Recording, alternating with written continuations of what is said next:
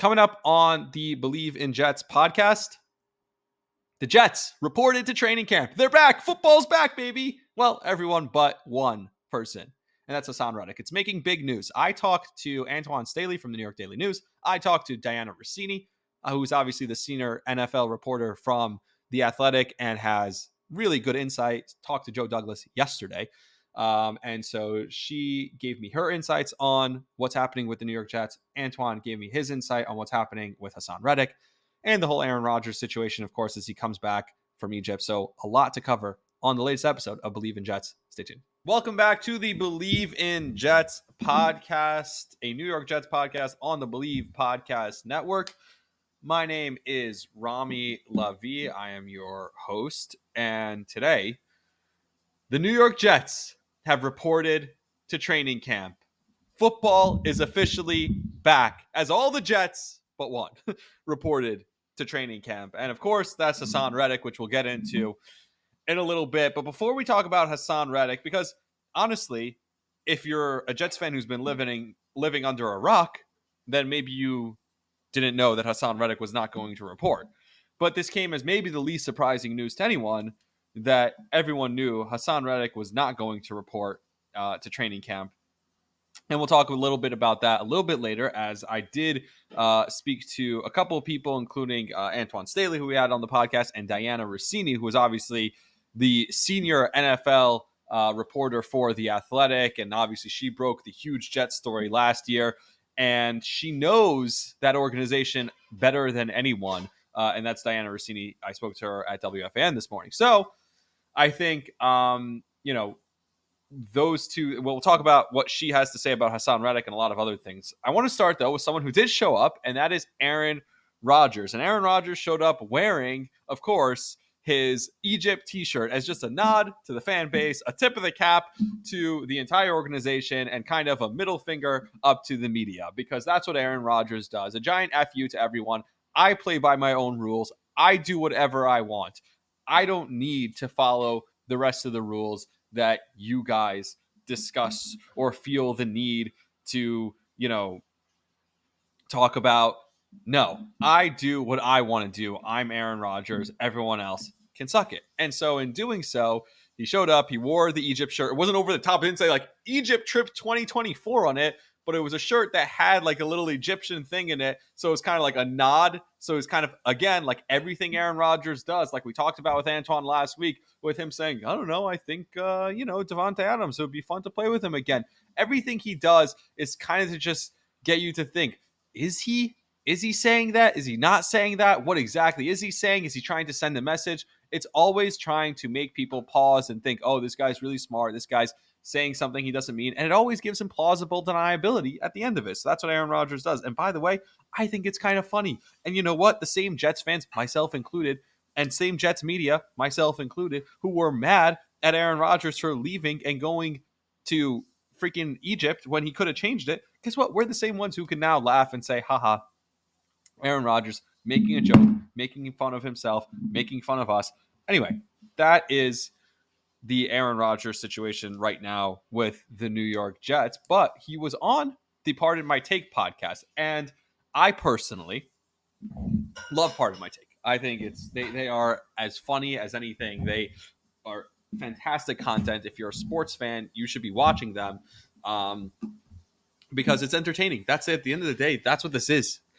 But a lot of people get mad at them because they don't understand that what they're doing is comedy, and what they're doing is just intended to be funny and entertaining, and it's not supposed to be taken super seriously. Some people get a little bit uptight about their sports coverage and their sports content, and so they can't understand that it's 3 guys or 4 guys, however many guys it is, just making jokes. Some people have a harder time understanding that. I'm not one of those people. I think, like I said, this whole thing is supposed to be entertainment. It's supposed to be funny. But with the Jets media and what I've noticed with other Jets fans, podcasts, and I like all these guys personally. I've gotten to know some of them over the last year since I've been doing this Jets show.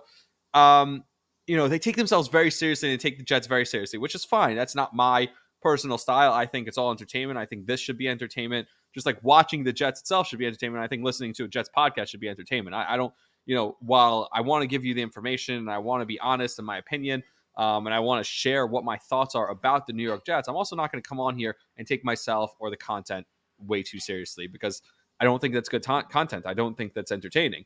I love and I enjoy listening to Part of My Take and the way they do things, which is funny and entertaining, and they've really cornered the market for that, and it's fantastic. They're essentially, comedians. And that's how the morning show is at WFAN. Like Greg Giannotti, Craig Carton, when he did it, he's a comedian. He's an entertainer, and they're funny, and so that's what I enjoy. The first thing I'll say is it was recorded before all this Davante stuff. And by the way, I talked to my father, and I said, okay, if I had to give you three options, Aaron Rodgers is leaving and going to Vegas. That's why he said, I can't wait to play with Davante again. Option number two, Aaron Rodgers is obviously staying, but he's bringing him to the Jets, and this is happening. Option number three is he wants it to happen, so he's trying to turn up the pressure on the Jets. Or option number four is he knows that it'll put him in the news cycle and he likes being talked about. And the answer is probably a combination of 3 and 4. Hey, if this turns up the pressure on the Jets and they feel the need to go get him a little bit, great. And if not, at least I get in the news cycle and they talk about me for a week, because I feel like I haven't been talked about enough recently. That's Aaron Rodgers. He wants to be talked about. It's why he wears the t-shirt, and it's why he goes on Part of My Take and spends 20 of the 30 minutes on Part of My Take talking politics, which I don't care to talk about on this show. And that's why I'm here to translate. Allow me to be your translator. I will bring you the important stuff from the Aaron Rodgers interview. Everything that he said on the Part of My Take podcast that you don't care about, which is mostly the politics. As a Jet fan, you shouldn't care about that. I will now be the translator and tell you all the things you should care about from that Jets or from that Part of My Take podcast with Aaron Rodgers. So number one, it was before the Davante stuff happened. So all that Davante conversation wasn't on there. It happened at the beginning of that weekend in Tahoe. Number two, he called the Jets the New Jersey Jets. I saw that made headlines. Again, just another Rodgers thing, trying to make headlines. He said, are we really the New York Jets? We're really the New Jersey Jets. And so are the Giants. We're both New Jersey. So, all right, whatever. He did say also, and he was doing this to make headlines, they asked him if he's going to be there at the start of training camp, and he said, probably. So unless another trip comes up, I'll probably be there, is what he said, which is funny. I think he was just being funny. I think he's playing into it. I think he's kind of teasing the Jet fans. He's kind of teasing the media, which is what he does. It's what he did when he was great in Green Bay for all those years. I'm not saying it's for everyone, but also understand what he's doing and don't get so offended by it and don't take it so personally. I think it's funny. He also said, they asked him about running for VP, and he had a lot to say about, Bobby Kennedy and the two-party system and how broken the country is and blah, blah, freaking blah. And this was before Joe Biden backed out, and this was before the assassination attempt on Donald Trump. So a lot has happened since then, and still he was already at that point pretty mad about what was going on in the country, which I don't blame him. But he said the biggest factor remained for him not to run for VP, so he's not ruling out that he'll do this in the future. The biggest factor remained that he wants to play football, and right now he still wants to play football. Now, he did have a funny Joe Biden line, which I guess is funny then, not so much now since Joe Biden backed out. But he said the funny part was Biden was making fun of him to carry his own bag. He's like, Biden can't even walk off a stage. That was kind of funny. Anyway, but that's, again, wherever you fall on the political side right here, I guess the best thing to do is to laugh, because you're either laughing or crying with the current situation in the country, whatever side you're on. If you're just being honest. Anyway, now what he said, and this was his explanation, this was the big thing about him missing the days of minicamp. He said minicamp used to be a heightened, a further version, a intense workout, real practice that was ahead of training camp. It was a warm-up for training camp. You had the OTAs, which were the voluntary workouts, and then you had minicamp, which was a big deal. He said now it's 2 days at the end of OTAs that are just the same as OTAs, and they call it minicamp. It's just the last 2 days of OTAs. That is why he said it wasn't a big deal. I was there for 10 of the 12 OTA days, and the last 2 I missed. It's not a big deal. It happens to be those 2 days were the days that were called minicamp. Now, the Jets could have made 2 other days minicamps, and then he wouldn't have missed minicamp. Robert Saleh could have been not clunky and said it differently in the media. But that's what Robert Saleh does. He's clunky in the media and he says things poorly. Again, that's Robert Saleh for you. They make a big deal out of situations that don't necessarily need to be a big deal. And that's Aaron Rodgers. That's the New York Jets in a nutshell. Whatever can go wrong will go wrong. And Aaron Rodgers, again, like everything in his life, he can circle back on it and talk it down. And you know what's funny? The way he said, he's like, I mean, it's a vocabulary thing. It's twisting words, which is so funny. He twisted the word immunize famously, right? So Aaron Rodgers being the guy who's talking about people twisting words is just obviously all-time comedy and all-time. And I think that's part of it. He says things like that because he knows it's going to nag at people. So that's Aaron Rodgers. And then the last thing that I thought was a headline from the episode was they asked him how long he wants to play. And he said the goal originally was to play 2 years with the Jets, win 2 Super Bowls. The goal now, he said, is to win 1 Super Bowl and see. He won't commit to anything beyond this year. Now, I know he doesn't have a contract, I don't think, beyond this year. He wants to win a Super Bowl this year, and he wants to ride off in the sunset. So it sounds like if they win, he'll leave, he'll be done, he'll retire. If they lose, and they're terrible, I'm assuming he'll leave, and obviously the Jets will blow it up. Anyway, the question is if they get close. If it feels like, hey, we're right there, we go to the AFC Championship game, or we play a really tight game in the divisional round and lose, and had a great regular season, does he then come back for a second year beyond this season? That's the question that I think we don't quite know the answer to. But he right now won't commit to anything beyond the season. It's 1 more year. Again, he's older. He's 40 years old. He's going to be 41 in December. So who knows what's going to happen. Now, before we get into the Haason Reddick stuff, again, I keep teasing it. We're going to get into it. Dianna Russini was on WFAN today on the morning show. She did a full hour with the morning show today, and she was there. She was hanging out in the newsroom. She was probably there altogether for like 3 hours. So I got to talk to her a little bit, and she's the one who put out this big bombshell article. And so they asked her specifically, and you know what? I respect the Jets for this, because Greg specifically asked her, where do you stand with the Jets now? Like, do the Jets hate you? How is it supposed to turn around? You talked about the bombshell article. You talked about what a mess it was last year. How is it supposed to be different? How can the culture be changed? And she said, look, they're right. They were right to make it all about Aaron Rodgers. But she said, I'm not going to sugarcoat things. And the Jets respected the article and they agreed that it was a mess. They have turned the page. This is what she said. I mean, she speaks to Robert Saleh. She speaks to Joe Douglas. It's not like she has sources in the building. She's talking to the people running the organization in Joe Douglas and Robert Saleh. And Aaron Rodgers as well, who obviously he gets her texts. And by the way, it's funny. He also said to Big Cat, like, I get your text. He said he replies like once every 3 months, but he still gets Big Cat's text, which is funny. That's how he is. Like I said, he likes the attention. He likes to feel needed. He likes to lead people on. Maybe Pat McAfee, he replies to his texts immediately. I don't know. He gets paid to reply to Pat McAfee's texts. I know that. Anyway, not the point. The point is, Dianna said that she spoke to the Jets. She spoke to Aaron Rodgers. She spoke to Robert Saleh. She spoke to Joe Douglas. The quote from Joe Douglas that she had was, "We don't care about the headlines. We just want to win." The Jets don't care about the negative headlines. The Jets don't care about everything that's going on, whether it's Haason Reddick bullshit, whether it's Aaron Rodgers bullshit, whether it's new uniforms and Woody Johnson doing his fucking absurdities with the new uniforms and all those different things. None of it matters. He said that we're tired of the bullshit. We're changing the organization. And Dianna said, she said, look, we're going to see a different Robert Saleh this year. A Robert Saleh who's more just, fuck it. I mean, this is it. This is the last chance. This is me. This is who I am. Less trying to be measured. I think he gets into trouble when he's trying to be measured and he's trying so hard to say the right thing. That's when he starts over talking and saying the wrong thing. Now, Greg Giannotti, rightfully so, pushed back on Dianna and said, how are we getting a different Robert Saleh this year when already in training camp he screwed up and said the wrong thing about Aaron Rodgers? But okay, she truly believes. She said, no, this is going to be different. This year is going to be different. There's no Hard Knocks cameras. And I saw the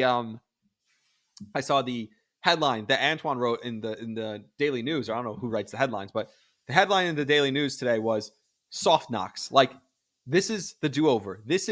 They're going to go about their business quietly And they don't care about the circus and the noise around them. That's always going to happen with the New York Jets. They are going to try and find a way to win. And that's it. Everything else will work itself out. They're sick and tired of the headlines. They're sick of hearing all the bullshit, same old Jets, all those different things that we've heard forever. That can continue. And it will continue because it's the Jets. It will always continue until they get on the field and play and win. That's why it's so important that Aaron Rodgers just plays. Because until then, we could talk about Reddick and we could talk about Rodgers and we could talk about Egypt and we could talk about ayahuasca and we could talk about Sauce Gardner, all these stupid different things that Jet fans and Jets media and New York media loves to talk about. None of it matters if Aaron Rodgers goes out there on the field and plays the way he's capable and the Jets are actually a winning football team. Because Aaron Rodgers is one of the greatest quarterbacks ever. And he can take this team to the next level. That's all it takes. So if they go out there and they play well, nothing else matters. If they are Super Bowl contenders, nothing else matters. And so, all the bullshit, we don't care about that, Joe Douglas said. We don't care about any of the extra noise. Because if we're contenders, all that stuff will go away. It's all about winning. That's what it's about. So, again, that was the Dianna Russini stuff. Now, as far as Haason Reddick, Antwan Staley was on this podcast, and he said on the show last week, he said, hey, it doesn't matter that he's not showing up. He's not going to punt on all that money. Haason Reddick, he'd be an idiot to punt on all that money. He's going to play. Basically, he's going to show up at some point and he's going to play for this team. Now, I'm not so sure that he's going to do that. Honestly, I at the time, I was like, really? He's just going to, if he wanted to play for $14 million, then the Eagles wouldn't have traded him. So the idea that it's just going to work out on its own and he'll just show up because he doesn't want to lose the money. Now, I think he's an idiot for not, just showing up and playing. Like, he's older. He's not going to get a new contract. If he sits out for the year, it's not like other teams are going to be jumping at him to give him a contract after having sat out for a year. I don't think that's how it works. Not for a guy at that age. And he's going to be punting on the $14 million and getting all these fines. Like, really? That's what you're going to do? That's your big solution? So, I think he'd be an idiot to sit out, but clearly he's proving his point that he's not going to show up until he has a new contract. And the Jets are not willing to negotiate with him until he's in person. And so there's a stalemate there. And so I texted Antwan today. I was like, hey, Dianna said that you're wrong, that he's willing to punt on all this money. He's willing to take these fines. And Antwan said, yeah, you're right. After being there today, Antwan has changed his opinion. After people he's spoken to, he said, and I'll just read what he wrote, they don't know when he'll report. And he said the Jets are partially responsible because they could have just kept Huff. Yes and no. I disagree that they could have just kept Huff. They couldn't have just kept Bryce Huff. Bryce Huff was not as good of a player. He only played on blitzing downs, and that's why he was rushing. It was easy for him to just rush the quarterback. He wasn't good against the run. Haason Reddick is great against the run and a better pass rusher. So, and the thought was, okay, we don't have to give him this giant long-term deal. Now, hopefully they could come to some agreement that's in the middle. That is, not the giant deal that Haason Reddick wants, but also an adjusted contract. Maybe you give him, I don't know, instead of $14 million this year, you change it to a 3-year contract this year and 2 more. And the total guaranteed money is $20 million. So you add like $6 million more dollars guaranteed. You spread it out over 3 years. And obviously it's like a $36 million contract over 3 years with $20 million guaranteed instead of just the $14 million this year. Maybe that's what you do. You know what I mean? And it works out. But they just have to get to that point. I trust Joe Douglas. I know some people don't. You can go back and forth. Some people love Joe Douglas. Some people don't. That's fine. The point is, I trust Joe Douglas. And look, this is not news. Everybody knew that he was going to hold out and he wasn't going to show up today. Let's see how long this drags on. And it's on both sides to come together. The Jets knew when they were trading for him that they were going to have to give him a new contract. Like I said, otherwise he would have just stayed in Philly. So this isn't, and it shouldn't be, news to the Jets that he was holding out. And it isn't. They weren't expecting him to show up, but they were expecting to have an easier time negotiating with him. He wasn't ever expected to play on $14 million. That was never part of the deal. He was going to get a new contract. But this is negotiation tactics. We're seeing it firsthand with the Giants. It happens everywhere. It's not just the Jets. This is not exclusive. Oh, LOL Jets. No, it's not exclusive to that. And that's where I think Joe Douglas is right. What he said to Dianna Russini is the biggest story. The outside noise, the bullshit, him not showing up, all those different things, whatever you want to say about it, we're going to continue to do things the way we believe they should be done. And that includes not overreacting to him not being there today. It's fine. He's not there. We're going to work it out. We're not caught off guard by this. We're a functional organization. The news outside, we don't care. All the players can keep saying that. They're saying the right things now. You know, Aaron Rodgers, we don't care that he wasn't there. Haason Reddick will be better or will show up at some point. We're not worried that he's not there yet. It's not going to be the Jets' goal is to not allow this to become a circus. And so day one, I'm just not going to overreact to news that's not news. Everyone knew Haason Reddick wasn't showing up. I get a text from my bosses that believe, oh, emergency pod, you have to do this. Oh, this is crazy. Haason Reddick's not there. If you think it's an emergency, if you think it's news, and I love my bosses, this is not an indictment on them. It's just how the media portrays things around the New York Jets. If you thought this was a news story, if you thought this was a headline that Haason Reddick's not there, then you've been living under a rock. Then you've not been paying attention from the second they traded for him. Sorry, that's just the reality. So you can helicopter in and be like, oh, crazy stuff happening. And that's what people like to do with the Jets because they like to jump on the negative headlines with the New York Jets. When in reality, it's just another story. It's just another negative headline to write. They're putting this behind them. And they'll figure it out. And I trust this I have no choice but to trust Joe Douglas that he'll figure this out. He knew what he was getting into when he made the trade. He's going to figure it out. One thing's for damn sure. Whether they're a circus or not, whether they play well or not, whether Rodgers stays healthy, whether he decides to stay locked in, whether they trade for Davante Adams, whether Haason Reddick plays for them this year, regardless of all that, they'll look good doing it. Because this is as good a Jets uniform as they've had. And they just announced that week 6 against the Buffalo Bills, they're going to be rocking these new throwback uniforms that are officially from the Namath era, but they also wore them in 2000 and I think it was 1996 to 2018, something like that.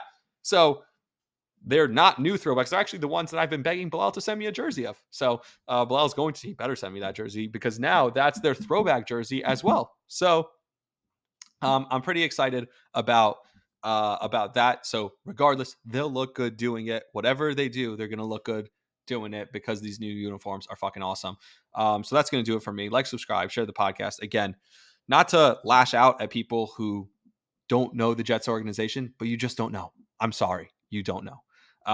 And not to lash out at people who think every little thing is like, oh, big news. And, you know, it's just, those are the people who are buying into it, taking it too seriously. This is entertainment. We're trying to have fun. That's how I try and do this podcast. And it's whatever it is, it's going to work out. You know what I mean? And I truly believe that. I'm not BSing when I say that. So until next time, like, subscribe, share the podcast, and we'll talk to you all soon. Hopefully with Bilal down the line, or Antwan will come back on, give us some insight on what's going on in training camp. He's there every day with the players as they report. I'm just excited football's back. I'm excited they're back out there. I'm excited that there's not a circus around them. We'll see what Hard Knocks looks like with who's doing Hard Knocks. I don't know. I know there's the AFC North in season, and I know we have the Giants preseason. I forget who's actually doing the actual literal Hard Knocks. It would be cool if it was actually the Atlanta. I'd like to see that as they sign obviously Kirk Cousins and then draft the quarterback. Anyway, yeah, that's a lot from me. So I will talk to you guys soon. See ya.